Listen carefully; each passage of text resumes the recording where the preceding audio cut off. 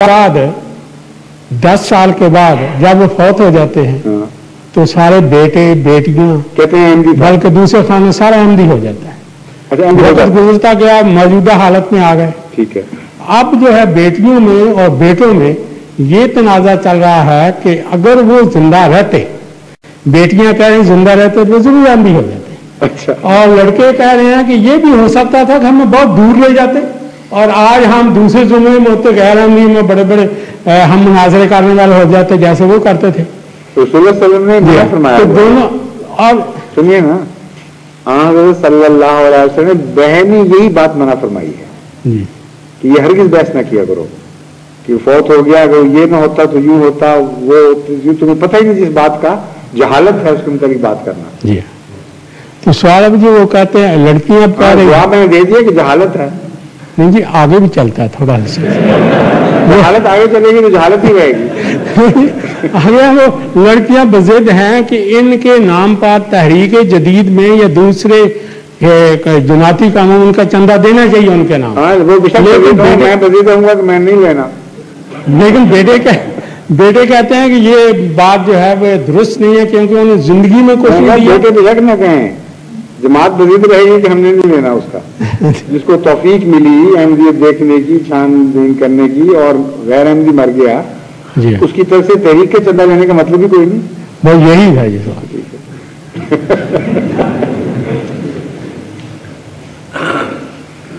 सदका खैरात करें जो अमूमी चीज है, उसका अहमदियत से तो ताल्लुक नहीं, वो तो बड़ी इंसान की भलाई का एक ऐसा हुक्म है जो आम है। लेकिन तहरीकी जदीद जब बात करेंगे तो खास अहमदियत की बात है ये, इसलिए हम इसके अंदर ऐसे शख्स को शामिल नहीं करेंगे जो मर गया मुखालफत की हालत में। लेकिन एक बात है कि जो जिंदगी में गैर अहमदी रहा हो और पेश करना चाहे तहरीक जदीद का खुद, उसका वसूल हम कर लेते हैं। हर सूरत में नहीं, बाद सूरतों में। अगर वो नेक दिल मशहूर हो, हमदर्द हो जमात का, उसके मुताबिक हम ये समझते हैं कि वो अहमदी इसलिए नहीं हो रहा कि डरता है माशरे से और उसके दिल में तमन्ना है खिदमत की और उस तरह वो हाथ शामिल हो गया।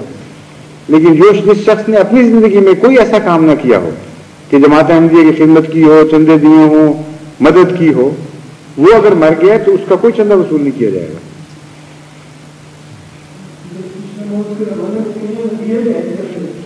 नहीं, अभी भी देते हैं, हमेशा देते हैं, अभी भी देते हैं। हर जगह दुनिया से आती हैं खबरें, बाद गैर मेरे दोस्तों को कहते हैं हमें देना है। अच्छा, इनको मैंने आप लोगों को आखिरी कहा था, हैं? ओहो, इससे पहले मैं वादा कर चुका हूं, आपको आखिरी नहीं कह सकता। आप आ जाए, इनसे मैंने वादा किया था, इनको वक्त देना है। ये सवाल आखिरी है, अब्दुल सलाम साहब।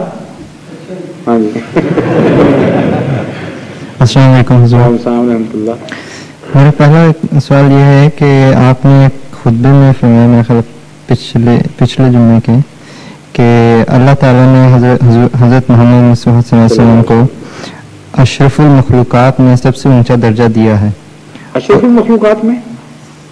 बनीनो इंसान में। जी, बनीनो इंसान में सबसे ऊंचा दर्जा दिया है और वहां तक पहुंचा दिया है जिसके बाद खुदा ताला की हदें शुरू हो जाती हैं। तो इसके क्या मायने निकल सकते हैं? इसका मतलब ये है कि मेराज के वाक़े पर गौर करें, वहीं ये मज़मून वाज़ेह हो गया है। वो आखिरी मुकाम दिखाया गया जब जिसको सिदरतुल मुंतहा कहा है, यानी इंसानी तख्लीक की छलांग का आखिरी मुकाम, उससे ज्यादा इंसान पहुंच ही नहीं सकता। और उससे आगे अगर बात हो, चूंकि खुदा तख्लीक में आज़ सल्लल्लाहु अलैहि वसल्लम का मुकाम सबसे बुलंद है, आपकी पहुंच जहां तक दिखाई गई उसके बाद खुदा शुरू होता है। यानी वो सिफात जो बंदा इख्तियार कर ही नहीं सकता, वो सिफात जो खुदा के लिए खास हैं, उनमें मसलन तौहीद है और भी तंज़ीही सिफात हैं। तो तंज़ीही सिफात को छोड़कर और उन ताकतों को छोड़कर जो खुदा के लिए, खुदा जिनमें दूसरे की शराफत पसंद नहीं फरमाता, मसलन इल्म गैब है, उसका हाजिर नाजिर होना, इस किस्म की और उम्मीद है। حضرت صلی اللہ علیہ وسلم نے اللہ تعالیٰ کی صفات کے سارے رنگ پکڑ لیے جو مخلوق پکڑ سکتی تھی. یہ مطلب ہے اس کا. میرا کوشچن میں شاید ایکسپلین نہیں کر سکا کہ یہ تھا کہ اگر اس کو آخری حد تک پہنچا دیا تو اس کا مطلب ہے کہ ایک لمیٹیشن لگ گئی. لمیٹیشن تو ہر چیز کی ہوتی ہے, تخلیق میں شامل ہوتی ہے, لیکن اللہ تعالیٰ کے فضلوں کی تو کوئی نہیں. تخلیق کی لمیٹیشن, فضلوں کی لمیٹیشن کہاں سے ہو گئی ہے؟ آپ ایک جب موٹر بناتے ہیں جی اس کی کیپیسٹی نہیں ہوتی کوئی, میکسیمم اسپیڈ 140, اس سے آگے جا نہیں سکتی, اس کی بناوٹ میں ہی نہیں ہے. ہوائی جہاز جب بناتے ہیں اس کی ہر ایک لمیٹیشن ہوتی ہے. پل بناتے ہیں, یہاں تک بھی آپ کہتے ہیں کہ فلاں سن تک ہم اس کی گارنٹی کرتے ہیں, اس کے بعد کسی وقت بھی گر سکتا ہے.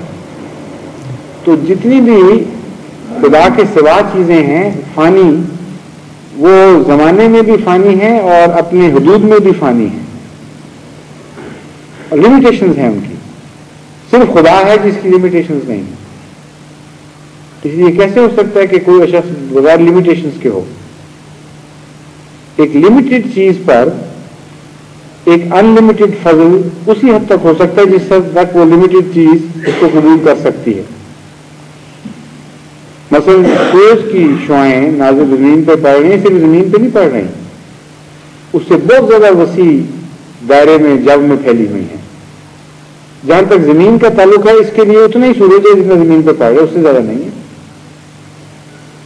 تو زمین کی لمیٹیشن نے سورج کو کے فضلوں کو محدود تو نہیں کر دیا, لیکن سورج کے فضلوں کے محدود صورت میں دیکھا, یہ شکل بنتی ہے.